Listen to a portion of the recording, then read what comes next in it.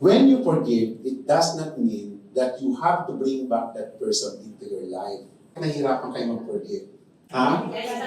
Eh, kaya nga kailangan mo mag-forgive kasi puro kagalit Pero the question is, ba't nahihirapan ka mag-forgive? Yes! Nasaktan ka. And now, pag hindi ka nag-forgive, hindi ka masasaktan? Oh, precisely. Masamahan mo yung sakit, di ba?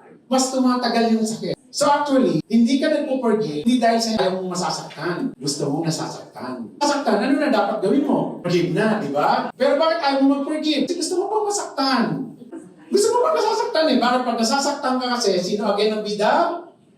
Ikaw. So now, bakit kayo nahihirapang mag-forgive? Kasi every time you forgive, merong certain requirement. Ano requirement number 1? Mag-sorry siya.